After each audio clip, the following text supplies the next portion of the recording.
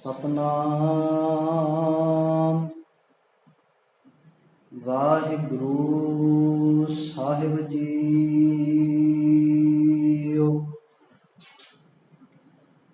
ਰਾਗ ਬਿਲਾਵਲ ਮਹਲਾ ਪੰਜਵਾ। ਘਰ ਚੌਥਾ ਦੋ ਪਦੇ।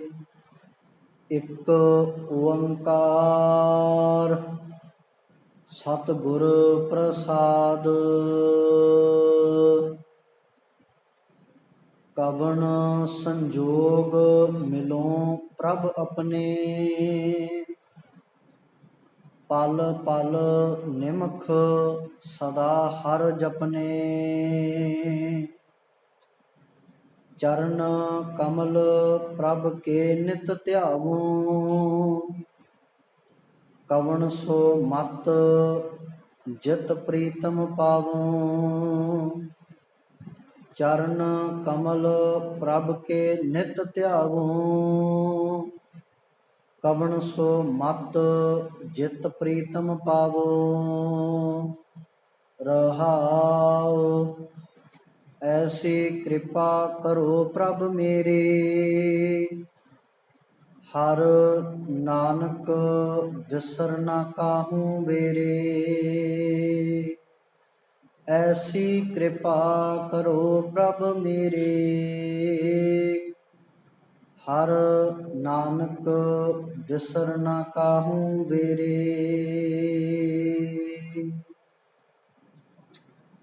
ਸਾਹਿਬੇ ਕਮਾਲ ਵਾਲੀਏ ਕੁਲ ਆਲਮ। ਚਬਰ ਛਤਰ ਤਥਾ ਵਕਤ ਦੇ ਮਾਲਕ। ਧੰਨ ਧੰਨ ਸ੍ਰੀ ਗੁਰੂ ਗ੍ਰੰਥ ਸਾਹਿਬ ਸੱਚੇ ਪਾਤਸ਼ਾਹ ਜੀ ਦੀ ਮੁਬਾਰਕ ਹਜ਼ੂਰੀ ਦੇ ਅੰਦਰ ਸੁਭਾਏਮਾਨ ਗੁਰੂ ਪਿਆਰੇ ਸਤਸੰਗੀ ਜਨੋ ਵਡਭਾਗੇ ਹਾਂ। ਸਤਿਗੁਰਾਂ ਦੀ ਇਲਾਹੀ ਗੋਦ ਦਾ ਆਨੰਦ ਮਾਣ ਰਹੇ। ਆਪਣੇ ਸਵਾਸਾਂ ਨੂੰ ਸਫਲਾ ਕਰ ਰਹੇ ਹਾਂ।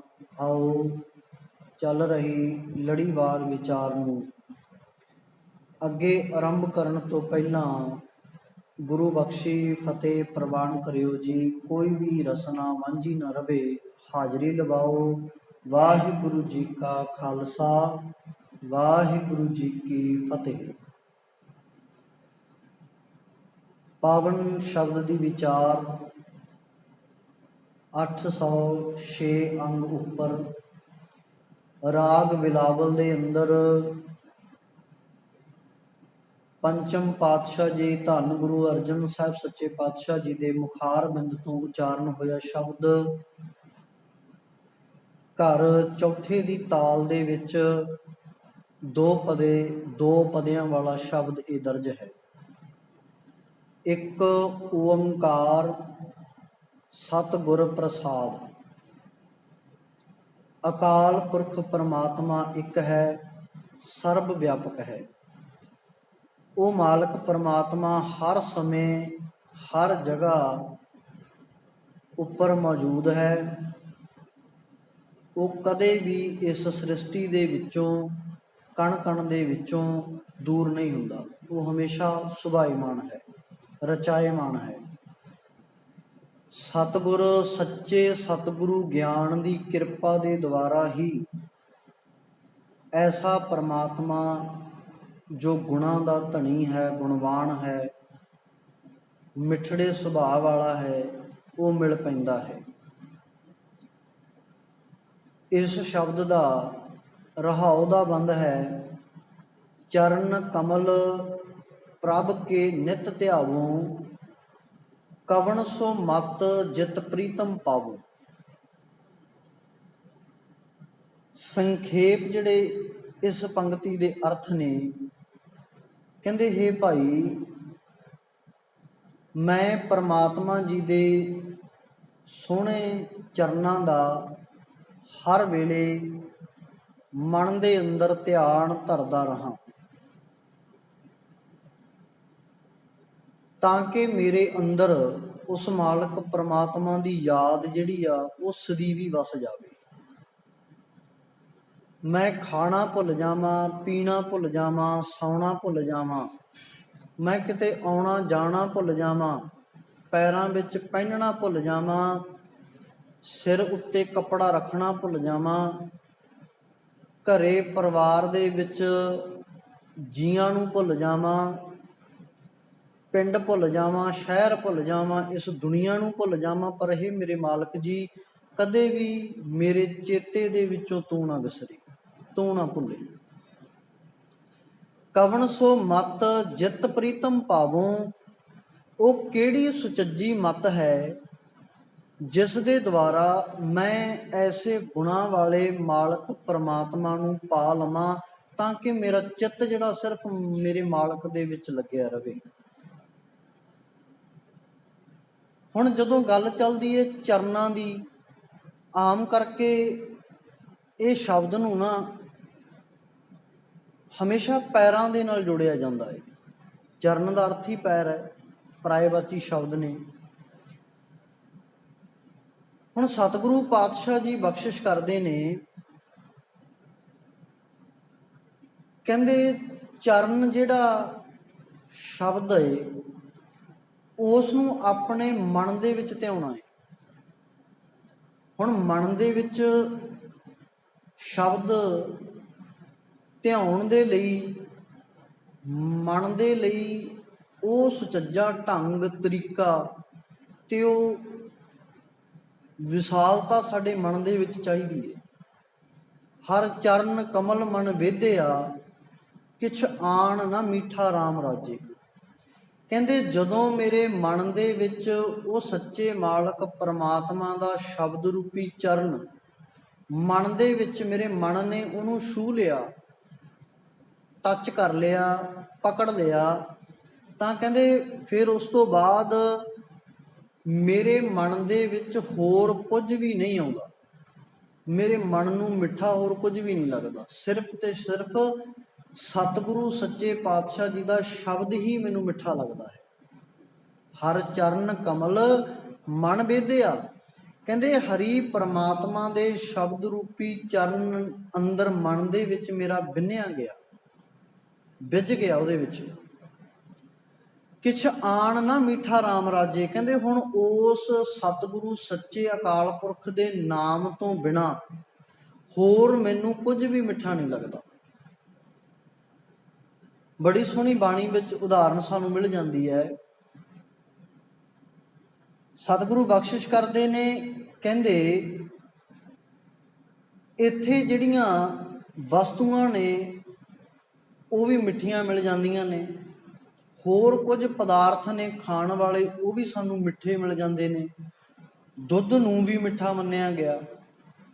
ਕਹਿੰਦੇ ਜੇਕਰ ਇਹਨਾਂ ਸਾਰੀਆਂ ਵਸਤੂਆਂ ਦਾ ਅੱਜ ਮੇਰੇ ਅੰਦਰ ਮਨ ਦੇ ਵਿੱਚ ਫਿੱਕਾਪਣ ਪਿਆ ਤੇ ਉਹ ਹਰੀ ਨਾਮ ਪਰਮਾਤਮਾ ਮਿੱਠਾ ਚੱਖ ਕੇ ਪਿਆ, ਉਹ ਹਈ ਮਾਲਕ ਦਾ ਨਾਮ ਇੰਨਾ ਮਿੱਠਾ ਵੀ ਉਸ ਦੇ ਬਰਾਬਰ ਮੈਨੂੰ ਹੋਰ ਕੋਈ ਵਸਤੂ ਮਿੱਠੀ ਲੱਗ ਹੀ ਨਹੀਂ ਰਹੀ, ਹੋਰ ਕਿਸੇ ਵਸਤੂ ਦਾ ਮੈਨੂੰ ਸਵਾਦ ਆ ਹੀ ਨਹੀਂ ਰਿਹਾ। ਸਿਰਫ ਤੇ ਸਿਰਫ ਜਦੋਂ ਮਨ ਨੇ ਪਰਮਾਤਮਾ ਦੇ ਨਾਮ ਨੂੰ ਪਕੜ ਲਿਆ, ਉਹਦੀ ਕੀਰਤੀ ਗੁਣਾਂ ਨੂੰ ਪਕੜ ਲਿਆ, ਜਦੋਂ ਉਸ ਦੀ ਵਡਿਆਈ ਗਾਉਣ ਲੱਗ ਪਏ ਨਾ, ਫਿਰ ਉਸ ਦੇ ਨਾਮ ਤੋਂ ਬਿਨਾਂ ਹੋਰ ਮੈਨੂੰ ਕੁਝ ਵੀ ਮਿੱਠਾ ਨਹੀਂ ਲੱਗਦਾ। ਕਿਛ ਆਣ ਨਾ ਮੀਠਾ ਰਾਮ ਰਾਜੇ, ਆਣ ਦਾ ਅਰਥ ਹੈ ਕੁਛ ਹੋਰ। ਹੁਣ ਅਸਲ ਦੇ ਵਿੱਚ ਸਤਿਗੁਰੂ ਨੇ ਹਿਰਦੇ ਦੇ ਵਿੱਚ ਚਰਨ ਹੀ ਕਿਉਂ ਕਿਹਾ? ਚਰਨ ਤਾਂ ਸਰੀਰ ਦੇ ਨਾਲ ਨਹੀਂ ਨਾ। ਜੇਕਰ ਉਹਨਾਂ ਚਰਨਾਂ ਦੇ ਨਾਲ ਜੁੜ ਕੇ, ਜਿਹੜੇ ਸਰੀਰ ਵਾਲੇ ਪੈਰ ਨੇ ਉਹਨਾਂ ਦੇ ਨਾਲ ਜੁੜ ਕੇ ਕਿਸੇ ਦਾ ਪਾਰ ਉਤਾਰਾ ਹੁੰਦਾ, ਕਿਸੇ ਦਾ ਜੀਵਨ ਸਵਰਦਾ ਹੁੰਦਾ, ਤਾਂ ਫਿਰ ਧੰਨ ਗੁਰੂ ਨਾਨਕ ਪਾਤਸ਼ਾਹ ਜੀ ਦੇ ਘਰ ਦੇ ਵਿੱਚ ਪੈਦਾ ਹੋਇਆ ਉਹਨਾਂ ਦਾ ਪੁੱਤਰ ਸਾਰੇ ਸਿੱਖਾਂ ਦੇ ਵਿੱਚੋਂ ਸ਼੍ਰੋਮਣੀ ਹੁੰਦਾ, ਕਿਉਂਕਿ ਉਹਨੇ ਪੈਰ ਹੀ ਨਹੀਂ ਪਰਸੇ। ਉਹਨੇ ਗੁਰੂ ਨਾਨਕ ਪਾਤਸ਼ਾਹ ਜੀ ਨੂੰ ਆਪਣੇ ਮੂੰਹ ਦੇ ਨਾਲ ਪਿਤਾ ਵੀ ਕਿਹਾ ਤੇ ਆਪਣੇ ਹੱਥਾਂ ਦੇ ਨਾਲ ਉਹਨਾਂ ਦੇ ਹੱਥਾਂ ਨੂੰ ਵੀ ਛੂਹਿਆ, ਪੈਰਾਂ ਨੂੰ ਵੀ ਛੂਹਿਆ, ਤੇ ਉਹਨਾਂ ਦੀ ਗੋਦ ਦੇ ਵਿੱਚ ਬੈਠ ਕੇ ਬਹੁਤ ਸਮਾਂ ਬਿਤਾਇਆ। ਇੱਕ ਮੰਜੇ ਉੱਤੇ ਵੀ ਪਏ ਹੋਣਗੇ, ਕਿਉਂਕਿ ਵੱਡਾ ਹੈ ਸ਼੍ਰੀ ਚੰਦ, ਲਖਮੀ ਦਾਸ ਛੋਟਾ ਹੈ। ਤੇ ਇੱਕ ਬਾਬੇ ਨਾਨਕ ਦੇ ਸੱਜੇ ਪਾਸੇ ਪਿਆ ਹੋਵੇਗਾ, ਇੱਕ ਖੱਬੇ ਪਾਸੇ ਪਿਆ ਹੋਵੇਗਾ। ਗੋਦ ਦਾ ਆਨੰਦ ਮਾਣਿਆ ਹੋਣਾ। ਆਪਣੇ ਵੀ ਧੀਆਂ ਪੁੱਤ ਜਦੋਂ ਛੋਟੇ ਨੇ ਆਪਣੇ ਨਾਲ ਖੇਡਦੇ ਨੇ, ਗੋਦ ਵਿੱਚ ਬਹਿੰਦੇ ਨੇ, ਹੱਥ ਕੱਢਦੇ ਨੇ, ਜਦੋਂ ਬਾਪ ਨੂੰ ਬਾਹਰੋਂ ਆਏ ਨੂੰ ਵੇਖਦੇ ਨੇ ਵੀ ਮੇਰਾ ਬਾਪ ਆ ਗਿਆ, ਮੇਰੀ ਮਾਂ ਆ ਗਈ, ਤੇ ਉਹਦੇ ਵੱਲ ਨੂੰ ਭੱਜਦੇ ਨੇ। ਤੇ ਉਸ ਤੋਂ ਬਾਅਦ ਅੱਗੇ ਦਾਤੂ ਤੇ ਦਾਸੂ ਜੀ ਦੀ ਗੱਲ ਚੱਲਦੀ ਹੈ, ਜਿਨ੍ਹਾਂ ਨੇ ਧੰਨ ਗੁਰੂ ਅਮਰਦਾਸ ਪਾਤਸ਼ਾਹ ਜੀ ਦੇ ਭਰੇ ਦਰਬਾਰ ਦੇ ਵਿੱਚ ਲੱਤ ਮਾਰੀ ਸੀ ਵੀ ਤੂੰ ਕਿਵੇਂ ਪ੍ਰਵਾਨ ਹੋ ਸਕਦਾ, ਵੀ ਅਸੀਂ ਗੁਰੂ ਪੁੱਤਰ, ਅਸੀਂ ਪ੍ਰਵਾਨ ਹੋਵਾਂਗੇ, ਗੁਰਤਾ ਗੱਦੀ ਸਾਨੂੰ ਮਿਲੇਗੀ। ਹੁਣ ਨਿਮਰਤਾ ਤੇ ਜਿਹੜੇ ਸਿੱਖੀ ਦੇ ਅਸੂਲ ਨੇ, ਬਾਣੀ ਦੀ ਸਮਝ ਹੈ, ਸੋਝੀ ਹੈ, ਜਿਸ ਨੇ ਉਸ ਮਾਲਕ ਦੇ ਵਿੱਚ ਇੱਕਮਿਕਤਾ ਹਾਸਲ ਕਰ ਲਈ ਨਾ, ਇਹ ਨਾਨਕ ਜੋਤ ਉਸ ਨੂੰ ਮਿਲੀ ਹੈ, ਉਹ ਅਧਿਕਾਰੀ ਬਣਿਆ ਉਸ ਨਾਨਕ ਜੋਤ ਦਾ। ਚੇਤਾ ਰੱਖਿਓ, ਗੁਰੂ ਨਾਨਕ ਪਾਤਸ਼ਾਹ ਜੀ ਦੇ ਘਰ ਪੈਦਾ ਹੋ ਕੇ ਸ਼੍ਰੀ ਚੰਦ ਤੇ ਲਖਮੀ ਦਾਸ ਵਿਰੋਧਤਾ ਤਾਂ ਕਰਦੇ ਰਹੇ, ਗੁਰੂ ਨਾਨਕ ਪਾਤਸ਼ਾਹ ਜੀ ਦੇ ਦੱਸੇ ਹੋਏ ਅਸੂਲਾਂ ਤੋਂ ਉਲਟਾ ਤਾਂ ਚੱਲਦੇ ਰਹੇ, ਪਰ ਉਹ ਲੈਣੇ ਨੂੰ ਰੋਕ ਨਹੀਂ ਸਕੇ ਗੁਰਤਾ ਗੱਦੀ ਤੋਂ, ਕਿਉਂਕਿ ਗੁਰੂ ਨਾਨਕ ਪਾਤਸ਼ਾਹ ਜੀ ਦਾ ਫੈਸਲਾ ਸੀ ਵੀ ਇਹ ਜਿਹੜਾ ਕਾਰਜ ਹੈ ਇਹ ਬਹੁਤ ਉੱਤਮ ਰੂਹ ਦਾ ਕਾਰਜ ਹੈ, ਕੋਈ ਐਵੇਂ ਨਹੀਂ ਕਰ ਸਕਦਾ। ਜਿਹੜਾ ਜੀਵਨ ਬਾਣੀ ਦੇ ਅਨੁਸਾਰ ਢਾਲ ਗਿਆ, ਇਹ ਉਹ ਅਧਿਕਾਰੀ ਹੈ ਇਸ ਦਾ, ਕੋਈ ਹੋਰ ਨਹੀਂ, ਚਾਹੇ ਖੁਦ ਖੂਨ ਹੋਵੇ ਆਪਣਾ। ਫਿਰ ਉਸ ਤੋਂ ਬਾਅਦ ਗੁਰੂ ਅਮਰਦਾਸ ਜੀ, ਗੁਰੂ ਰਾਮਦਾਸ ਪਾਤਸ਼ਾਹ ਜੀ, ਗੁਰੂ ਰਾਮਦਾਸ ਪਾਤਸ਼ਾਹ ਜੀ ਦੇ ਪੁੱਤਰ, ਵੱਡੇ ਪੁੱਤਰ ਨੇ ਪ੍ਰਿਥੀ ਚੰਦ, ਛੋਟੇ ਨੇ ਮਹਾਦੇਵ, ਉਸ ਤੋਂ ਛੋਟੇ ਨੇ ਧੰਨ ਗੁਰੂ ਅਰਜਨ ਸਾਹਿਬ ਸੱਚੇ ਪਾਤਸ਼ਾਹ ਜੀ। ਹੁਣ ਵੱਡਾ ਪੁੱਤਰ ਹੈ ਪ੍ਰਿਥੀ ਚੰਦ, ਕੀ ਉਹ ਗੁਰੂ ਰਾਮਦਾਸ ਪਾਤਸ਼ਾਹ ਜੀ ਦੀ ਗੋਦੀ ਵਿੱਚ ਬੈਠਿਆ ਨਹੀਂ ਹੋਵੇਗਾ? ਬੈਠਿਆ ਹੈ ਨਾ, ਹੱਥਾਂ ਨਾਲ ਵੀ ਖੇਡਿਆ, ਪੈਰਾਂ ਨਾਲ ਵੀ ਖੇਡਿਆ। ਤੇ ਗੁਰੂ ਅਰਜਨ ਪਾਤਸ਼ਾਹ ਜੀ ਦਾ ਉਹ ਆਪਣੇ ਹੱਥਾਂ ਦੇ ਵਿੱਚ ਗੁਰੂ ਰਾਮਦਾਸ ਪਾਤਸ਼ਾਹ ਜੀ ਦਾ ਦਾੜਾ ਵੀ ਪਕੜਦਾ ਹੋਵੇਗਾ, ਵੇਖਦਾ ਹੋਵੇਗਾ ਉਸ ਨੂੰ ਵੀ। ਗੁਰੂ ਰਾਮਦਾਸ ਪਾਤਸ਼ਾਹ ਜੀ ਵੀ ਪਿਆਰ ਕਰਦੇ ਹੋਣਗੇ। ਇੱਥੇ ਬਸ ਨਹੀਂ, ਗੁਰੂ ਰਾਮਦਾਸ ਪਾਤਸ਼ਾਹ ਜੀ ਗੁਰੂ ਅਮਰਦਾਸ ਪਾਤਸ਼ਾਹ ਜੀ ਦੇ ਜਵਾਈ ਨੇ। ਇੱਕ ਇੱਥੇ ਵੀ ਗੱਲ ਚੱਲਦੀ ਹੈ, ਸਮਾਜ ਦਾ ਦੁਖਾਂਤ ਹੈ, ਇੱਕ ਲਫ਼ਜ਼ ਵਰਤਿਆ ਜਾਂਦਾ ਆਮ ਸਾਡੇ ਸਮਾਜ ਵਿੱਚ ਵੀ, ਜੇਕਰ ਭਰਾ ਭੈਣ ਕੋਲੇ ਜਾ ਕੇ ਰਹਿਣ ਲੱਗ ਪਵੇ ਨਾ, ਤਾਂ ਉਸ ਦੇ ਉੱਤੇ ਤੰਦ ਕੱਸਿਆ ਜਾਂਦਾ ਵੀ ਭੈਣ ਘਰ ਭਾਈ ਕੁੱਤਾ, ਸਹੁਰੇ ਘਰ ਜਵਾਈ ਕੁੱਤਾ। ਧਿਆਨ ਦਿਓ ਜਰਾ। ਹੁਣ ਧੰਨ ਗੁਰੂ ਨਾਨਕ ਸਾਹਿਬ ਸੱਚੇ ਪਾਤਸ਼ਾਹ ਜੀ ਬੇਬੇ ਨਾਨਕੀ ਜੀ ਦੇ ਘਰ ਰਹੇ ਨੇ ਬਹੁਤਾ ਸਮਾਂ, ਜ਼ਿੰਦਗੀ ਦਾ ਲੰਮੇਰਾ ਸਮਾਂ ਉਹਨਾਂ ਨੇ ਉੱਥੇ ਮੋਦੀਖਾਨੇ ਦੀ ਕਿਰਤ ਵੀ ਕੀਤੀ ਹੈ, ਕੰਮ ਵੀ ਕੀਤਾ, ਤੇ ਉੱਥੇ ਲੋਕਾਂ ਨੂੰ ਉਪਦੇਸ਼ ਵੀ ਦਿੱਤਾ, ਬਾਣੀ ਦੇ ਧਾਰਨੀ ਬਣਾਇਆ, ਸੁਚੱਜੀ ਮੱਤ ਦਿੱਤੀ ਹੈ। ਕਿੱਥੇ? ਬੇਬੇ ਨਾਨਕੀ ਜੀ ਦੇ ਘਰ ਦੇ ਵਿੱਚ ਰਹਿ ਕੇ। ਤੇ ਜੇਕਰ ਅੱਜ ਅਸੀਂ ਇਹ ਆਪਣੀ ਜ਼ੁਬਾਨ ਦੇ ਉੱਤੋਂ ਲਫ਼ਜ਼ ਵਰਤਦੇ ਹਾਂ ਨਾ, ਤਾਂ ਇਹ ਲਫ਼ਜ਼ ਤੁਸੀਂ ਸੋਚ ਕੇ ਵੇਖੋ ਕਿ ਅਸੀਂ ਗੁਰੂ ਨਾਨਕ ਪਾਤਸ਼ਾਹ ਜੀ ਤੱਕ ਕੀ ਲੈ ਕੇ ਜਾਵਾਂਗੇ, ਕੀ ਸਾਡੇ ਵਿੱਚ ਸਤਿਕਾਰ ਰਹੇਗਾ। ਤੇ ਤੀਜੇ ਪਾਤਸ਼ਾਹ ਜੀ ਧੰਨ ਗੁਰੂ ਅਮਰਦਾਸ ਪਾਤਸ਼ਾਹ ਜੀ ਦੇ ਕੋਲ ਛੋਟੀ ਉਮਰ ਦਾ ਬੱਚਾ ਆਉਂਦਾ, ਭਾਈ ਜੇਠਾ, ਤੇ ਉਹ ਭਾਈ ਜੇਠਾ ਹੀ ਬਾਅਦ ਵਿੱਚ ਜਾ ਕੇ ਗੁਰੂ ਰਾਮਦਾਸ ਜੀ ਬਣਦੇ ਨੇ। ਤੇ ਗੁਰੂ ਰਾਮਦਾਸ ਪਾਤਸ਼ਾਹ ਜੀ ਨੂੰ ਬਾਬਾ ਧੰਨ ਗੁਰੂ ਅਮਰਦਾਸ ਸਾਹਿਬ ਸੱਚੇ ਪਾਤਸ਼ਾਹ ਜੀ ਆਪਣੀ ਧੀ ਦਾ ਰਿਸ਼ਤਾ ਕਰਦੇ ਨੇ। ਤੇ ਧੰਨ ਗੁਰੂ ਰਾਮਦਾਸ ਪਾਤਸ਼ਾਹ ਜੀ ਰਹਿ ਕਿੱਥੇ ਰਹੇ ਨੇ? ਗੁਰੂ ਅਮਰਦਾਸ ਪਾਤਸ਼ਾਹ ਜੀ ਦੇ ਕੋਲ, ਉੱਥੇ ਹੀ ਰਹੇ ਨੇ। ਕਾਫੀ ਲੰਮੇਰੇ ਸਮੇਂ ਤੋਂ ਬਾਅਦ, ਵਿਆਹ ਤੋਂ ਬਾਅਦ, ਬੱਚਿਆਂ ਤੋਂ ਵੀ ਬਾਅਦ, ਫਿਰ ਆ ਕੇ ਕਿਤੇ ਉਹਨਾਂ ਨੇ ਅੰਮ੍ਰਿਤਸਰ ਸਾਹਿਬ ਵਿਖੇ ਜਿਹੜੀ ਆ ਜਗ੍ਹਾ ਲੈਤੀ ਆ, ਰਾਮਦਾਸਪੁਰ ਵਸਾਇਆ, ਗੋਇੰਦਵਾਲ ਸਾਹਿਬ ਤੋਂ ਆ ਕੇ। ਤੇ ਹੁਣ ਧੰਨ ਗੁਰੂ ਅਮਰਦਾਸ ਜੀ ਬਾਬਾ ਪ੍ਰਿਥੀ ਚੰਦ ਦੇ ਰਿਸ਼ਤੇ ਦੇ ਵਿੱਚ ਨਾਨਾ ਜੀ ਲੱਗੇ। ਹੁਣ ਕਿੰਨੀ ਨੇੜੇ ਦੀ ਰਿਸ਼ਤੇਦਾਰੀ ਹੈ ਜੀ, ਸਾਡੇ ਵੀ ਨਾਨਾ ਨਾਨੀ ਨੇ ਨਾ, ਤੇ ਅਸੀਂ ਕਿੰਨਾ ਪਿਆਰ ਕਰਦੇ ਹਾਂ ਉਹਨਾਂ ਨੂੰ। ਛੋਟੇ ਬੱਚੇ ਅਸੀਂ ਵੇਖਦੇ ਹੀ ਹਾਂ ਨਾ, ਕਿੰਨੇ ਪਿਆਰ ਦੇ ਨਾਲ ਉਹ ਵੀ ਖਿਡਾਉਂਦੇ ਨੇ, ਤੇ ਬੱਚੇ ਵੀ ਖੇਡਦੇ ਨੇ, ਕੋਲ ਜਾਂਦੇ ਨੇ, ਹੱਥ ਵੀ ਲਾਉਂਦੇ ਨੇ। ਹੁਣ ਗੁਰੂ ਅਮਰਦਾਸ ਪਾਤਸ਼ਾਹ ਜੀ ਗੁਰੂ ਨੇ, ਪ੍ਰਿਥੀ ਚੰਦ ਨੂੰ ਸੋਝੀ ਨਹੀਂ ਆਈ। ਆਪਣਾ ਪਿਤਾ ਧੰਨ ਗੁਰੂ ਰਾਮਦਾਸ ਜੀ ਗੁਰੂ ਨੇ, ਪਰ ਸੋਝੀ ਨਹੀਂ ਆਈ। ਆਪਣਾ ਭਰਾ ਗੁਰੂ ਅਰਜਨ ਸਾਹਿਬ ਸੱਚੇ ਪਾਤਸ਼ਾਹ ਜੀ ਗੁਰੂ ਨੇ, ਸਮਝ ਨਹੀਂ ਆਈ। ਛੇਵੇਂ ਪਾਤਸ਼ਾਹ ਜੀ ਧੰਨ ਗੁਰੂ ਹਰਗੋਬਿੰਦ ਸਾਹਿਬ ਜੀ, ਉਹਨਾਂ ਦੇ ਭਤੀਜੇ ਨੇ, ਪ੍ਰਿਥੀ ਚੰਦ ਤਾਇਆ ਏ, ਪਰ ਸਮਝ ਨਹੀਂ ਆਈ। ਕੀਤਾ ਕੀ? ਸਿਰਫ ਹਮੇਸ਼ਾ ਵਿਰੋਧ ਕੀਤਾ। ਹੁਣ ਇੰਨਾ ਨੇੜੇ ਦਾ ਰਿਸ਼ਤੇਦਾਰ ਜਿਹਦੀਆਂ 4 ਪੀੜ੍ਹੀਆਂ ਆਪਣਾ ਖਾਨਦਾਨ ਹੈ ਖੂਨ ਦਾ, ਉਹਨੂੰ ਉੱਥੇ ਰਹਿ ਕੇ ਸੋਝੀ ਨਹੀਂ ਆਈ, ਤੇ ਅਸੀਂ ਇਹ ਕਿਵੇਂ ਮੰਨ ਲਿਆ ਵੀ ਕਿਸੇ ਦੇ ਚਰਨ ਪਰਸ ਕੇ ਅਸੀਂ ਤਰ ਜਾਵਾਂਗੇ। ਬਾਣੀ ਦਾ ਫੈਸਲਾ ਏ, ਸਤਿਗੁਰੂ ਸੱਚੇ ਪਾਤਸ਼ਾਹ ਜੀ ਬਖਸ਼ਿਸ਼ ਕਰਦੇ ਨੇ। ਆਪਾਂ ਸ਼ਬਦ ਪਹਿਲਾਂ ਮੰਗਲਾਚਰਨ ਰੂਪ ਦੇ ਵਿੱਚ ਵੀ ਪੜ੍ਹਿਆ ਏ, ਮਹਾ ਆਨੰਦ ਮੰਗਲ ਰੂਪ ਤੁਮਰੇ ਬਚਨ ਅਨੂਪ ਰਸਾਲ। ਹੇ ਮੇਰੇ ਸਤਿਗੁਰੂ ਦਾਤਿਆ, ਤੇਰਾ ਆਨੰਦਮਈ ਸਰੂਪ ਹੈ।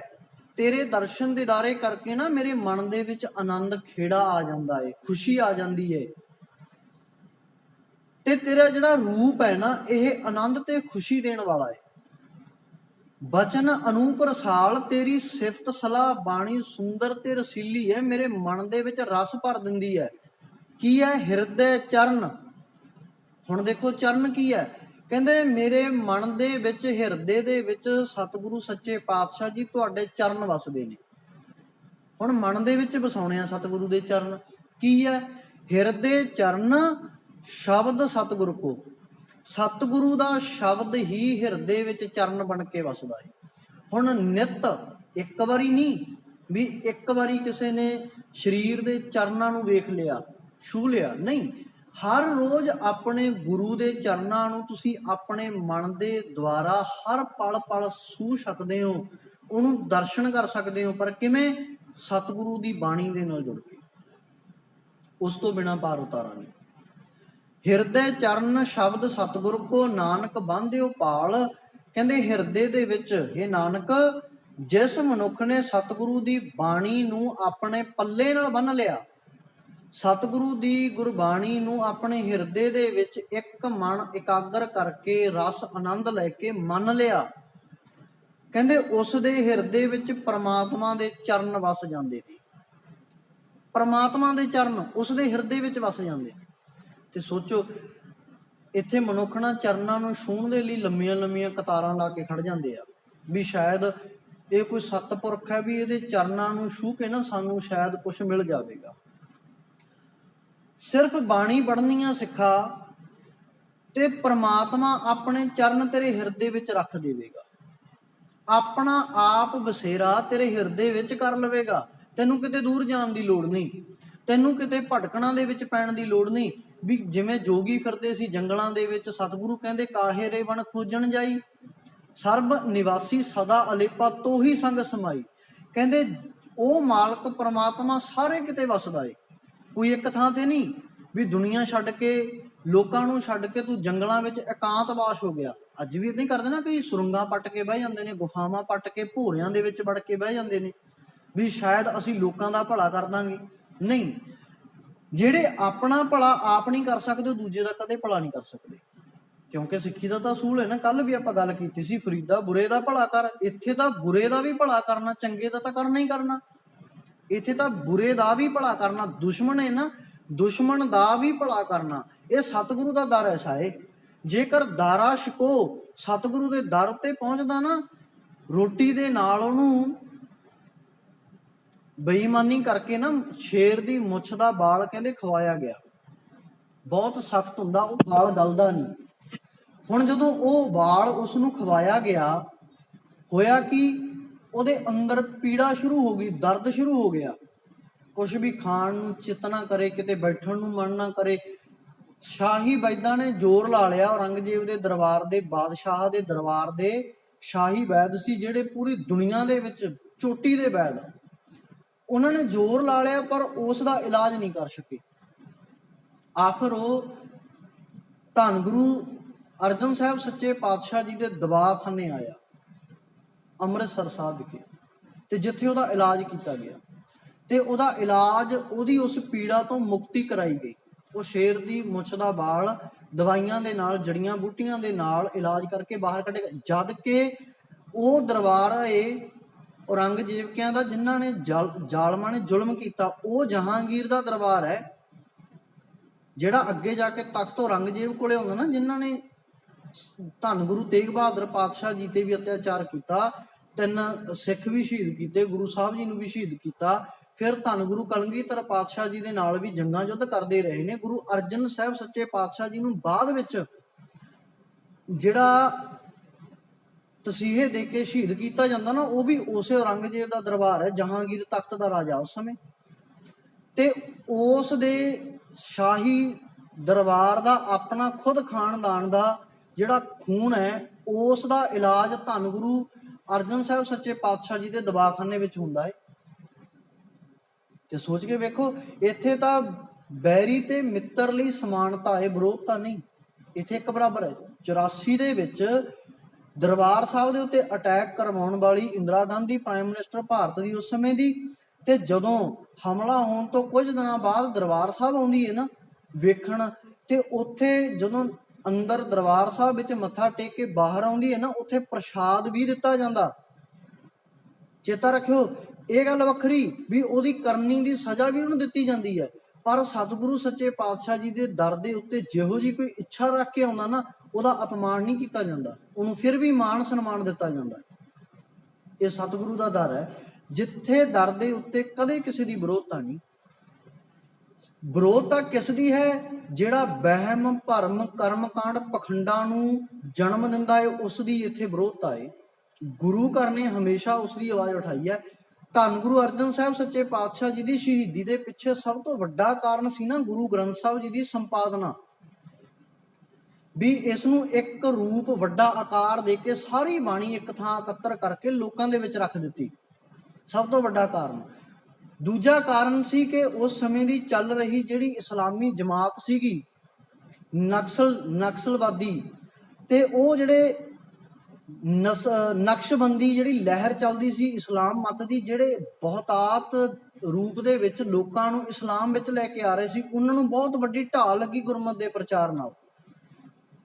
ਤੇ ਉੱਥੋਂ ਵੱਡੇ ਵੱਡੇ ਜਿਹੜੇ ਉਹਨਾਂ ਦੇ ਪੈਰੋਕਾਰ ਸੀ ਨਕਸ਼ਬੰਦੀ ਚਲਾਉਣ ਵਾਲੇ, ਉਹਨਾਂ ਨੂੰ ਹੱਥਾਂ ਪੈਰਾਂ ਦੀ ਪੈ ਗਈ ਵੀ ਸਾਡਾ ਕੀਤਾ ਕਰਾਇਆ ਕੰਮ ਇੰਨੇ ਸਾਲਾਂ ਦਾ ਅੱਜ ਜ਼ੀਰੋ ਹੋ ਗਿਆ। ਕਿਉਂ? ਉਹਨਾਂ ਦਾ ਵੱਡਾ ਸਭ ਤੋਂ ਸਖੀ ਸਰਬਰੀਆ ਭਾਈ ਮੰਝ ਗੁਰੂ ਕਾ ਸਿੱਖ ਬਣ ਗਿਆ, ਭਾਈ ਬਹਿਲੋਂ ਮਾਲਵੇ ਦਾ ਗੁਰੂ ਕਾ ਸਿੱਖ ਬਣ ਗਿਆ। ਗੁਰੂ ਪਾਤਸ਼ਾਹ ਜੀ ਨੇ ਉਹਨਾਂ ਨੂੰ ਪ੍ਰਚਾਰਕ ਥਾਪ ਕੇ ਦੁਬਾਰੇ ਉਸੇ ਇਲਾਕੇ ਵਿੱਚ ਭੇਜ ਦਿੱਤਾ ਜਿੱਥੇ ਪਹਿਲਾਂ ਕਦੇ ਉਹਨਾਂ ਨੇ ਲੋਕਾਂ ਨੂੰ ਇਸਲਾਮ ਸਿਖਾਇਆ ਸੀ। ਅੱਜ ਉਹੀ ਲੋਕ ਉਹਨਾਂ ਲੋਕਾਂ ਨੂੰ ਸਿੱਖੀ ਸਿਖਾ ਰਹੇ ਨੇ। ਇੱਥੇ ਵਿਰੋਧਤਾ ਨਹੀਂ, ਇੱਥੇ ਸਿਰਫ ਵਿਰੋਧਤਾ ਕੀ ਹੈ? ਜਾਤੀਵਾਦ ਦੀ ਵਿਰੋਧਤਾ ਨਹੀਂ, ਇੱਥੇ ਵਿਰੋਧਤਾ ਹੈ ਕਰਮਕਾਂਡ ਪਖੰਡਾਂ ਦੀ, ਜਿਹੜੇ ਲੋਕਾਂ ਨੂੰ ਕਰਾਹੇ ਪਾ ਰਹੇ ਨੇ, ਨਾ ਕਿ ਸੁਚੱਜੇ ਰਾਹ ਤੇ ਲੈ ਕੇ ਜਾ ਰਹੇ ਨੇ। ਸੁਚੱਜਾ ਰਾਹ ਕੀ ਹੈ? ਸਤਿਗੁਰੂ ਸੱਚੇ ਪਾਤਸ਼ਾਹ ਜੀ ਦੀ ਬਾਣੀ ਨੂੰ ਆਪਣੇ ਹਿਰਦੇ ਵਿੱਚ ਵਸਾ ਕੇ ਉਸ ਦਾ ਅਮਲ ਕਰਨਾ, ਤੇ ਸਤਿਗੁਰੂ ਦੇ ਚਰਨ ਪਰਸਣੇ ਨੇ। ਸਤਿਗੁਰੂ ਕਹਿੰਦੇ ਚਰਨ ਕਮਲ ਪ੍ਰਭ ਕੇ ਨਿਤ ਧਿਆਵੋ, ਕਵਣ ਸੋ ਮਤ ਜਿਤ ਪ੍ਰੀਤਮ ਪਾਵੋ। ਰਹਾਓ, ਕਵਣ ਸੰਜੋਗ ਮਿਲੋਂ ਪ੍ਰਭ ਆਪਣੇ। ਕਹਿੰਦੇ ਹੇ ਮੇਰੇ ਮਾਲਕ ਜੀ, ਕਿਹੜਾ ਸੰਜੋਗ ਹੈ ਜਿਸ ਦੇ ਨਾਲ ਮੈਂ ਉਸ ਸੱਚੇ ਮਾਲਕ ਪਰਮਾਤਮਾ ਜੀ ਨੂੰ ਮਿਲ ਸਕਦਾ ਹਾਂ। ਹੇ ਅਕਾਲ ਪੁਰਖ ਪਰਮਾਤਮਾ ਜੀ, ਮੈਂ ਕੀ ਐਸਾ ਕਰਾਂ ਵੀ ਮੈਂ ਉਸ ਸੱਚੇ ਮਾਲਕ ਨੂੰ ਮਿਲ ਸਕਾਂ? ਕਿਉਂਕਿ ਹਰ ਕੋਈ ਇਹੀ ਚਾਹੁੰਦਾ ਹੈ, ਹਰ ਕੋਈ ਗੁਰੂ ਦੀ ਖੁਸ਼ੀ ਲੈਣਾ ਚਾਹੁੰਦਾ ਹੈ। ਇਸੇ ਕਰਕੇ ਦਰਬਾਰ ਦੇ ਵਿੱਚ ਵੱਡੀਆਂ ਵੱਡੀਆਂ ਭੇਟਾਵਾਂ ਆਪਣੇ ਵੱਲੋਂ ਜਿੰਨਾ ਕਿਸੇ ਤੋਂ ਵੀ ਸਰਦਾ ਹੈ, ਉਹਨਾਂ ਕੀਮਤੀ ਤੋਂ ਕੀਮਤੀ ਸਾਜੋ ਸਮਾਨ, ਵਸਤੂਆਂ, ਪਦਾਰਥ ਅਸੀਂ ਸਤਿਗੁਰੂ ਦੇ ਦਰਬਾਰ ਵਿੱਚ ਭੇਟ ਕਰਦੇ ਹਾਂ। ਕੋਈ 1 ਕਰਦਾ, ਕੋਈ ਲੱਖ ਕਰਦਾ, ਕੋਈ 5 ਕਰਦਾ, ਕੋਈ 50 ਕਰਦਾ। ਜਿੰਨੀ ਆਪਣੀ ਖੁਸ਼ੀ ਹੈ ਅਸੀਂ ਉਨਾ ਹੀ ਕਰਦੇ ਹਾਂ ਨਾ।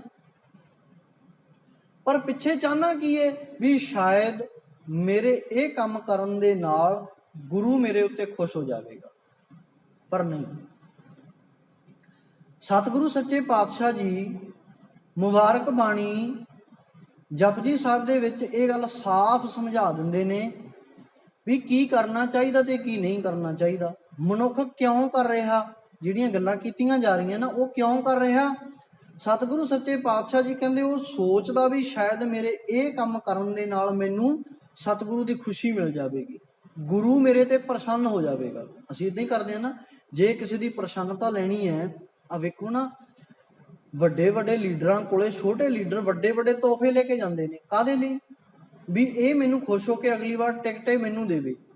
ਇਦਾਂ ਹੀ ਹੁੰਦਾ, ਮੁੱਖ ਮੰਤਰੀ ਕੋਲੇ ਛੋਟੇ ਜਿਹੜੇ MLA ਨੇ MP ਬਣਨ ਦੀ ਚਾਹਨਾ ਰੱਖਦੇ ਨੇ, ਕੈਬਨਿਟ ਮੰਤਰੀ ਬਣਨ ਦੀ ਚਾਹਨਾ ਰੱਖਦੇ ਨੇ, ਵੱਡੀਆਂ ਵੱਡੀਆਂ ਸਮੱਗਰੀਆਂ ਦੇ ਸਮਾਨ ਭਰ ਭਰ ਕੇ ਲੈ ਕੇ ਜਾਂਦੇ ਨੇ ਵੀ ਇਹ ਖੁਸ਼ ਹੋ ਜਾਵੇ। ਵੱਡੇ ਵੱਡੇ ਗੁਲਦਸਤੇ ਲੱਖਾਂ ਕਰੋੜਾਂ ਦੇ ਬਣਾ ਕੇ ਲੈ ਕੇ ਜਾਂਦੇ ਨੇ ਵੀ ਇਹ ਮੇਰੇ ਤੇ ਖੁਸ਼ ਹੋ ਜਾਵੇ, ਵੀ ਐਡਾ ਮਹਿੰਗਾ ਸਮਾਨ ਲੈ ਕੇ ਆਇਆ, ਗਿਫਟ ਲੈ ਕੇ ਆਇਆ ਮੇਰੇ ਲਈ, ਵੀ ਤਾਂ ਕਿ ਇਹ ਮੈਨੂੰ ਕੁਛ ਨਾ ਕੁਛ ਦੇ ਸਕੇ।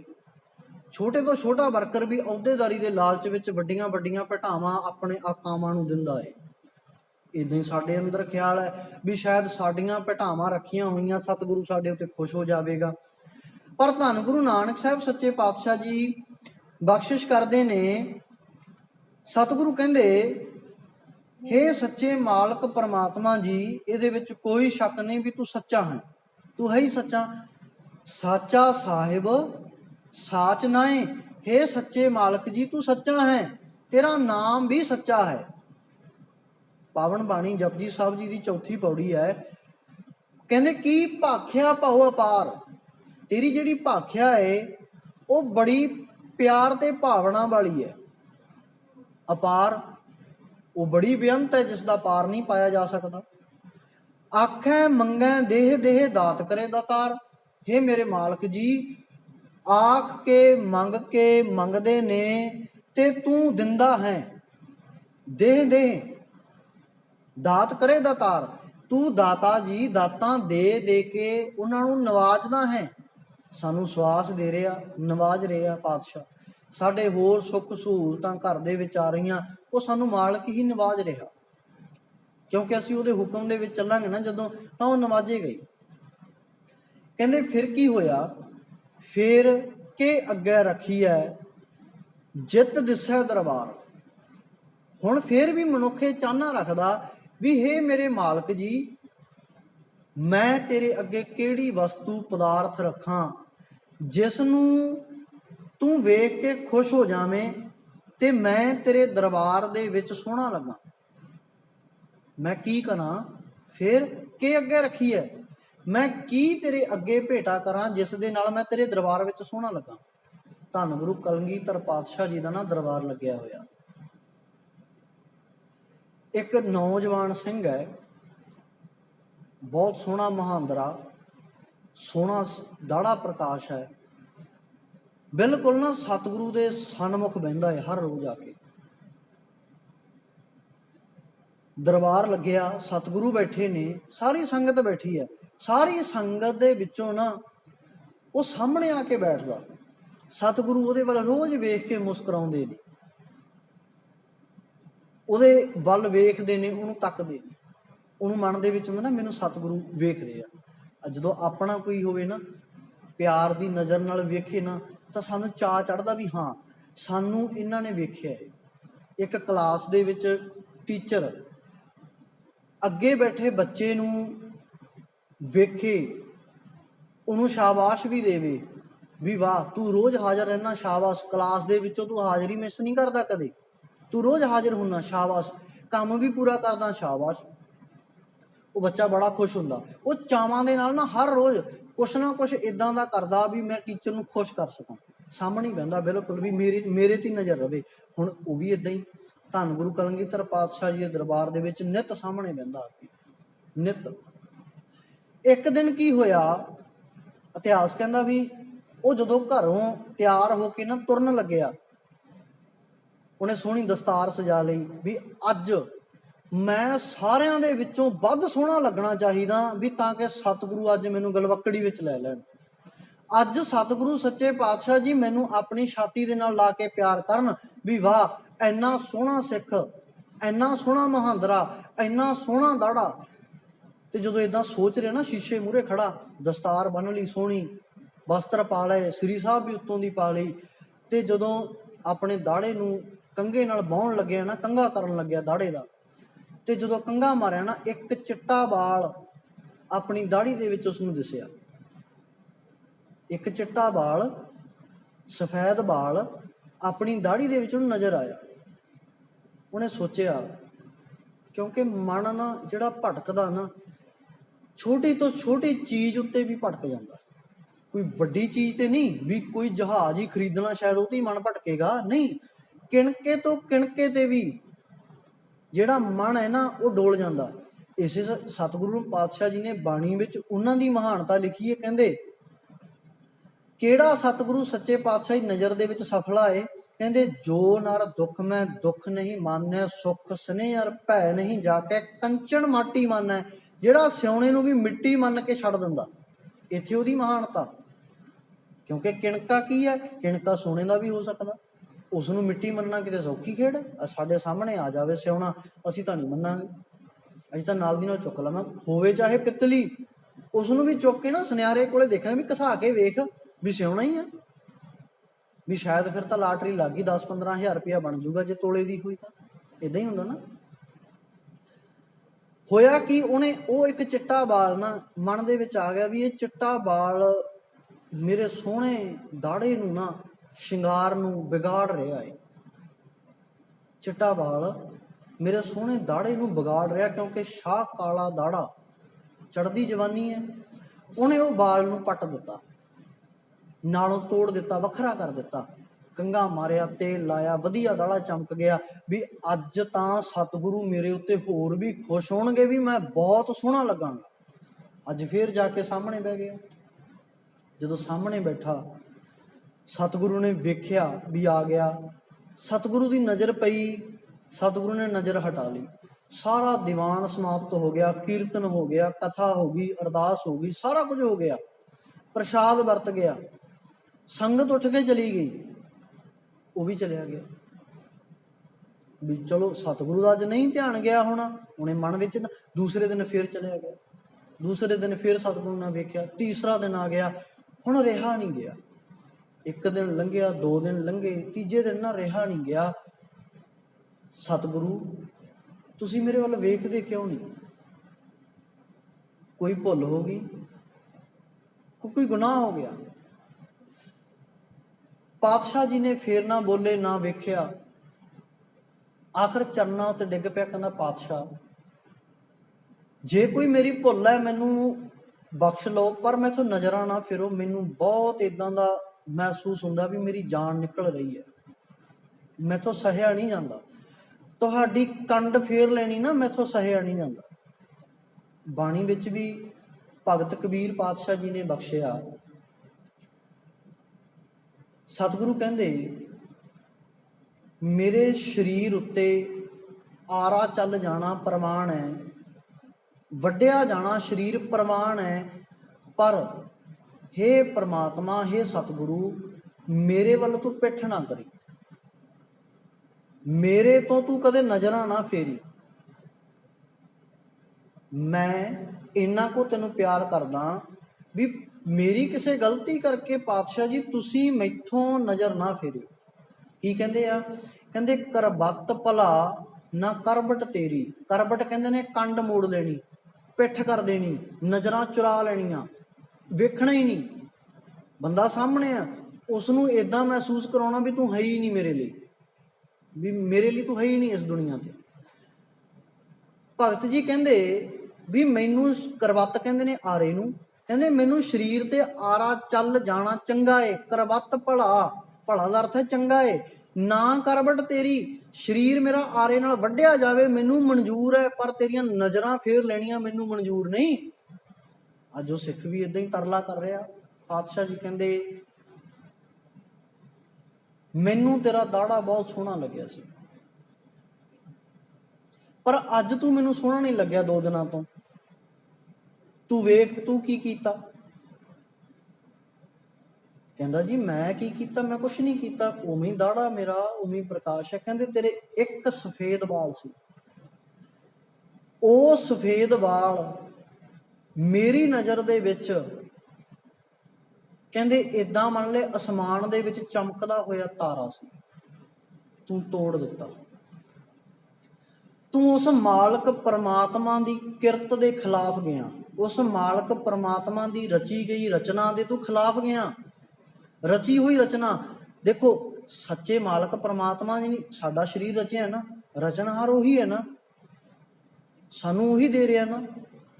ਰਹਿਤਨਾਮਿਆਂ ਦੇ ਵਿੱਚ ਜ਼ਿਕਰ ਆਉਂਦਾ, ਕਹਿੰਦੇ ਸਾਬਤ ਸੂਰਤ ਰੱਬ ਦੀ ਭੰਨੇ ਬੇਈਮਾਨ।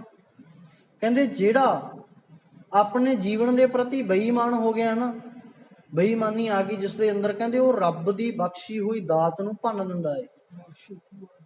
ਹੁਣ ਆਪਾਂ ਕੋਈ ਕੰਮ ਕਰਦੇ ਹੋਈਏ, ਆਪਾਂ ਕੋਈ ਕੰਮ ਕਰਦੇ ਹੋਈਏ, ਮੰਨ ਲਓ ਵੀ ਘਰ ਦੇ ਵਿੱਚ ਭੈਣਾਂ ਆਮ ਕਰਕੇ ਮਾਤਾਵਾਂ ਪ੍ਰਸ਼ਾਦਾ ਬਣਾਉਂਦੀਆਂ ਨੇ, ਵੀਰ ਕੋਈ ਕੰਮ ਕਰਦਾ, ਹੁਣ ਪ੍ਰਸ਼ਾਦਾ ਬਣਾ ਰਹੇ ਆ, ਆਟਾ ਗੁੰਨਿਆ ਜਾ ਰਿਹਾ, ਆਟੇ ਵਿੱਚ ਪਾਣੀ ਪਾ ਲਿਆ, ਮਾਤਾ ਭੈਣ ਗੁੰਨ ਰਹੀ ਹੈ, ਉਸ ਆਟੇ ਦੇ ਵਿੱਚ ਆ ਕੇ ਕੋਈ ਮੁੱਠੀ ਭਰ ਕੇ ਰੇਤੇ ਦੀ ਪਾ ਦੇਵੇ, ਪ੍ਰਾਂਤ ਚੱਕ ਕੇ ਸੁੱਟ ਦੇਵੇ ਰੇਤੇ ਵਿੱਚ, ਕਿਵੇਂ ਦਾ ਮਹਿਸੂਸ ਹੋਊਗਾ?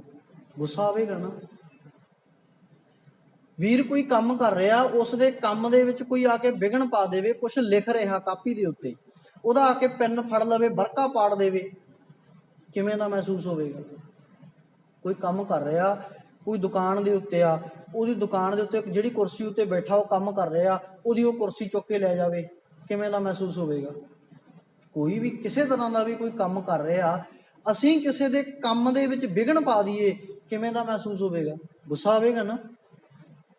ਤੇ ਹੁਣ ਸੋਚੋ, ਉਹ ਮਾਲਕ ਪਰਮਾਤਮਾ ਸਾਡੀ ਰਚਨਾ ਰਚ ਰਿਹਾ, ਜਿਨ ਤੂੰ ਸਾਜ ਸਵਾਰ ਸ਼ਿੰਗਾਰਿਆ, ਗਰਭ ਅਗਨ ਮਹਿ ਜਿਨੇ ਉਭਾਰਿਆ।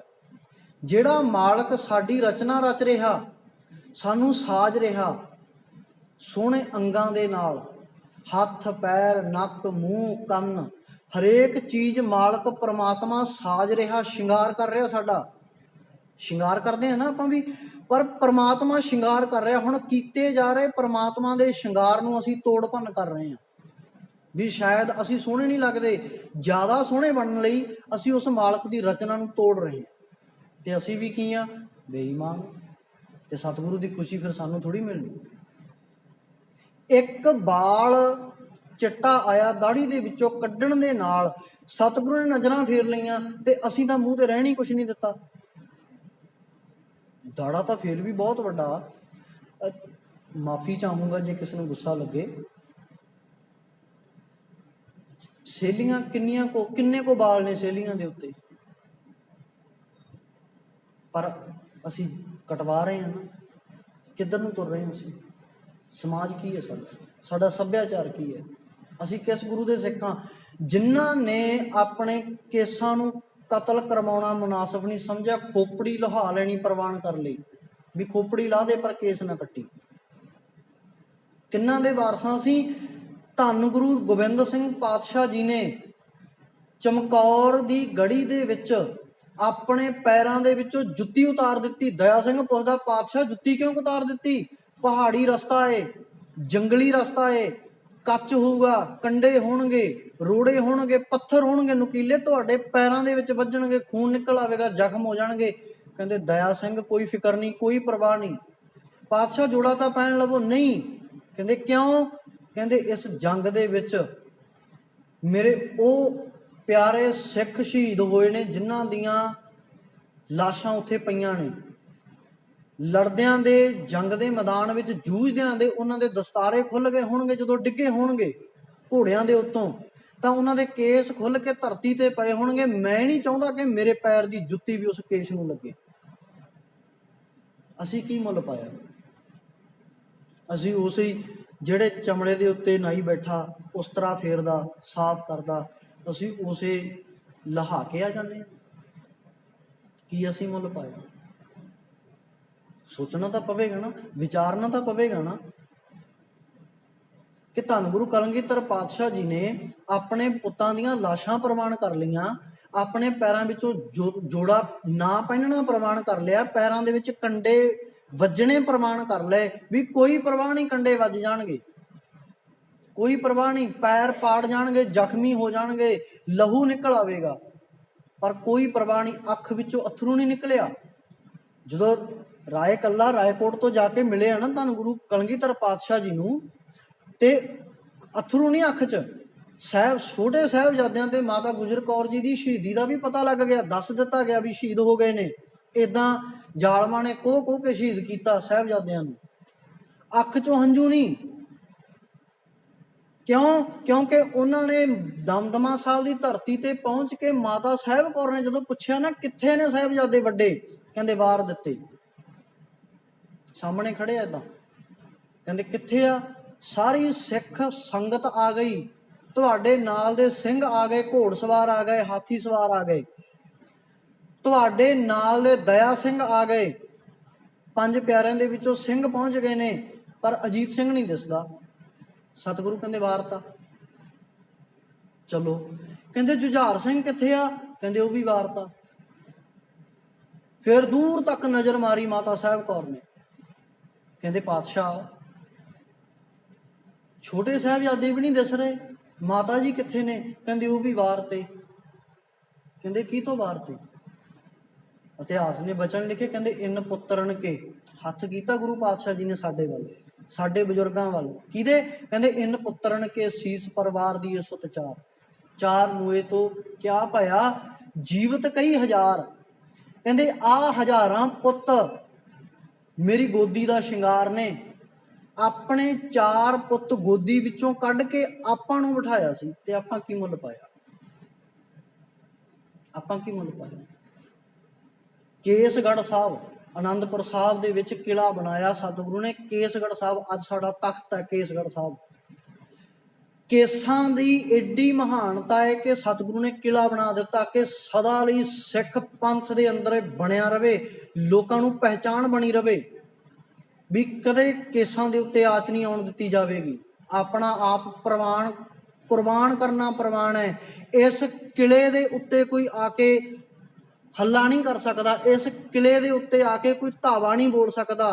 दुश्मन लख चढ़ के आवे जवाब दिता जाएगा, पर इस किले वाल किसी नूं झाकण नहीं दिता जाएगा। क्यों? क्योंकि केसां दी मोहर दा सत्कार। केसगढ़ साहब उच्चा ही है ना, केस साडा जूड़ा सिर दी चोटी ते है ना, ते इसे करके आनंदपुर साहब दी चोटी दी पहाड़ी ते बनाया सी कि कल नूं कोई आके ये सवाल ना करे भी सानू केस रखने जरूरी ने कि नहीं। वैसे भी मालक दी दात है, इनू किवें छड्ड देवांगे, सुख है। सतगुरु सच्चे पातशाह जी कहते फेर के अगे रखिए जित दिसै दरबार, हे पातशाह जी मैं तेरे दर ते की रखा, मैं तेरे दर विच सोहना लगा। कहते महों के बोलन बोली है जित सुन धरे प्यार, हे पातशाह जी मैं अपने मूँह तो केड़ा बोल बोलां जिस बोल नूं सुन के तू मैनू प्यार करे। की कहां कि मैं धन धन साहब श्री सतगुरु जी जां धन धन श्री गुरु ग्रंथ साहब महाराज जी, मैं की कहां आके जिस बोलां नूं सुन के तुसी मैनू प्यार करो। कहते कुछ ना कहे भरावा, आ बने हथ। सतगुरु कहते कुछ नहीं चाहिए। धन गुरु नानक पातशाह जी कहते कुछ नहीं चाहिए सतगुरु के दर ते, चाहिदा की है? कहते अमृत वेला सच नाओ वडियाई विचार, कुछ नहीं चाहिए। कहते उस अमृतमई सच्चे नाम की विचार नूं तू संभाल लै, अमृत वेला संभाल लै, सच्चे नाम की विचार नूं संभाल लै, तेरा जिंदगी अमृतमई बन जावे, तेरी जिंदगी दे विच अमृत आ जावे, रस आ जावे, आनंद आ जावे। इत्थे पिटावां दी लोड़ नहीं, इत्थे तेरे वल्लों कोई बहुतियां उस्तत करन दी लोड़ नहीं भी शायद किसी दे गुण गा के तैनूं कुछ मिल जाएगा। नहीं, सतगुरु दे दर उत्ते भावें जेब कुड़ते ते लगी है भावें ना लगी है, तू गुरु घर आ जा। तेरी जेब विच है कुछ नहीं है, तू गुरु घर आ जा, तैनूं मना नहीं। इत्थे नहीं भी तेरी जेब विच कुछ होवेगा तां ही तू बैठ सकदा, तां ही तू बाणी पढ़ सकदा। नहीं, तू आ बाणी पढ़ विचार। साडे बहुतियां ने भी धक्का कीता, इसे करके साडा समाज जिहड़ा सिੱਖੀ तो दूर हो गया। साडिਆਂ ने धक्का कीता नहीं, धक्के नाल नहीं, प्यार नाल प्रेरणा दे के सच्ची बाणी का ज्ञान जिहड़ा साझा करके। सतगुरु कहंदे कवन संजोग मिलों प्रभ अपने, किहड़े संजोग दे नाल मैं तैनूं मिलां दाता जी। कहंदे पल पल निमख सदा हर जपने, कहंदे पल पल हरेक पल पल निमख बिल्कुल थोड़ा जिहा समा अपनी अख झमक जाती है ना, आपे आपां नूं पता नहीं लगता। कदे महसूस करके वेखो किन्ने बार झमकदी है एक सेकंड दे विच। ਕਹਿੰਦੇ ਇਦੋਂ ਵੀ ਥੋੜੇ ਸਮੇਂ ਜਿੰਨਾ ਤੂੰ ਮਾਲਕ ਨੂੰ ਯਾਦ ਕਰ, ਤੇਰਾ ਮਨ ਸੱਚੇ ਮਾਲਕ ਦੇ ਵਿੱਚ ਆਪੇ ਜੁੜ ਜਾਵੇਗਾ। ਤੇਰੇ ਮਨ ਦੇ ਵਿੱਚ ਮਾਲਕ ਦਾ ਨਾਮ ਆਪੇ ਮਿੱਠਾ ਲੱਗਣ ਲੱਗ ਜਾਵੇਗਾ। ਕੋਈ ਬਹੁਤੀ ਦੇਰ ਨਹੀਂ, ਬਸ ਥੋੜਾ ਜਿਹਾ ਜਪ ਲੈ। ਐਸੀ ਕਿਰਪਾ ਕਰੋ ਪ੍ਰਭ ਮੇਰੇ, ਹੇ ਮੇਰੇ ਮਾਲਕ ਜੀ। ਅਰਦਾਸ ਹੈ ਹੁਣ ਸਤਿਗੁਰੂ ਅੱਗੇ, ਹੇ ਮੇਰੇ ਮਾਲਕ ਜੀ ਮੇਰੇ ਉੱਤੇ ਕਿਰਪਾ ਕਰੋ। ਹੇ ਤੂੰ ਦਿਆਲੂ ਹੈ, ਕਿਰਪਾਲੂ ਹੈ ਮੇਰੇ ਮਾਲਕ ਜੀ, ਤੂੰ ਦਾਤਾਂ ਦੇਣ ਵਾਲਾ ਹੈ, ਤੂੰ ਸਵਾਸ ਬਖਸ਼ਣ ਵਾਲਾ ਹੈ। ਤੂੰ ਕਿਰਪਾ ਕਰ ਮੇਰੇ ਤੇ ਰਹਿਮਤ ਕਰ ਕਿ ਹਰ ਨਾਨਕ ਵਿਸਰ ਨਾ ਕਾਹੂ ਮੇਰੇ ਮਨ ਦੇ ਵਿੱਚੋਂ ਕਦੇ ਵੀ ਹੇ ਸੱਚੇ ਪਾਤਸ਼ਾਹ ਜੀ ਤੂੰ ਵਿਸਰੇ ਨਾ, ਮੈਨੂੰ ਸਦਾ ਤੂੰ ਚੇਤੇ ਰਵੇਂ। ਮੇਰੇ ਮਨ ਦੇ ਗੁਰੂ ਨਾਨਕ ਪਾਤਸ਼ਾਹ ਜੀ ਗੱਲ ਕਰ ਰਹੇ ਨੇ, ਵਿਸਰ ਨਾਹੀ ਦਾਤਾਰ ਆਪਣਾ ਨਾਮ ਦੇਹੋ, ਗੁਣ ਗਾਵਾਂ ਦਿਨ ਰਾਤ ਨਾਨਕ ਚਾਓ ਇਹੋ। ਨਾਨਕ ਜੋਤ ਇਹ ਗੱਲ ਕਹਿ ਰਹੀ ਹੈ ਵੀ ਮੇਰੇ ਮਨ ਦੇ ਵਿੱਚੋਂ ਕਦੇ ਵੀ ਹੇ ਮੇਰੇ ਮਾਲਕ ਜੀ ਤੂੰ ਵਿਸਰੇ ਨਾ, ਤੂੰ ਸਦਾ ਮੈਨੂੰ ਚੇਤੇ ਵਿੱਚ ਰਵੇਂ, ਮੈਨੂੰ ਭੁੱਲੇ ਨਾ। ਵਿਸਰ ਨਾਹੀ ਦਾਤਾਰ ਆਪਣਾ ਨਾਮ ਦੇਹੋ, ਮੈਨੂੰ ਤੇਰਾ ਨਾਮ ਚਾਹੀਦਾ, ਮੈਨੂੰ ਬਾਕੀ ਸਾਰਾ ਕੁਝ ਮਿਲ ਰਿਹਾ। ਮੈਨੂੰ ਜ਼ਿੰਦਗੀ ਦੇ ਵਿੱਚ ਜਿਵੇਂ ਜਿਵੇਂ ਮੈਂ ਵੱਡਾ ਹੁੰਦਾ ਜਾ ਰਿਹਾ, ਮੈਨੂੰ ਹਰੇਕ ਚੀਜ਼ ਵਸਤੂ ਲੋੜ ਅਨੁਸਾਰ ਮਿਲ ਰਹੀ ਹੈ, ਮੈਨੂੰ ਤੇਰਾ ਨਾਮ ਨਹੀਂ ਮਿਲ ਰਿਹਾ। ਤੂੰ ਮੈਨੂੰ ਨਾਮ ਦੇ ਦੇ ਆਪਣਾ। ਗੁਣ ਗਾਵਾਂ ਦਿਨ ਰਾਤ, ਅੱਠੇ ਪਹਿਰ ਦਿਨ ਤੇ ਰਾਤ ਸਦਾ ਮੈਂ ਤੇਰੀ ਵਡਿਆਈ ਗਾਉਂਦਾ ਰਵਾਂ। ਨਾਨਕ ਚਾਓ ਇਹੋ, ਨਾਨਕ ਨੂੰ ਤਾਂ ਬਸ ਇਹੀ ਚਾਅ ਏ, ਹੋਰ ਕੋਈ ਚਾਅ ਨਹੀਂ। ਬਾਕੀ ਚਾਅ ਛੱਡ ਦੋ, ਆਸਾਂ ਸਭੇ ਲਾ ਕੇ ਇੱਕੋ ਆਸ ਕਮਾਓ। ਆਸਾਂ ਸਾਰੀਆਂ ਲਾ ਕੇ ਇੱਕੋ ਆਸ ਹੈ, ਕਿਹੜੀ? ਤੇਰੇ ਨਾਮ ਦੀ, ਹੋਰ ਮੈਨੂੰ ਆਸ ਕੋਈ ਨਹੀਂ। ਸਤਿਗੁਰੂ ਰਹਿਮਤ ਕਰੇ, ਕਿਰਪਾ ਕਰੇ, ਇਹ ਨਾਮ ਦੀ ਦਾਤ ਸਾਡੇ ਮਨ ਵਿੱਚ ਵੀ ਵਸ ਜਾਵੇ, ਫੇਰ ਹੀ ਸਤਿਗੁਰੂ ਰਹਿਮਤ ਕਰਨਗੇ, ਫੇਰ ਹੀ ਇਹ ਲੋਕ ਸੁਖੀਏ ਪਰਲੋਕ ਸੁਹੇਲੇ, ਨਾਨਕ ਹਰ ਪ੍ਰਭ ਆਪੇ ਮੇਲੇ। ਸਤਿਗੁਰੂ ਰਹਿਮਤ ਕਰਨ, ਆਪ ਸਭਨਾਂ ਦੀਆਂ ਹਾਜ਼ਰੀਆਂ ਤਿਲ ਫੁੱਲ ਪਟਾਵਾਂ ਸਤਿਗੁਰੂ ਦਰ ਪ੍ਰਵਾਨ ਕਰਨ। ਮੇਰੀਆਂ ਭੁੱਲਾਂ ਨਾ ਚਿਤਾਰਨੀਆਂ।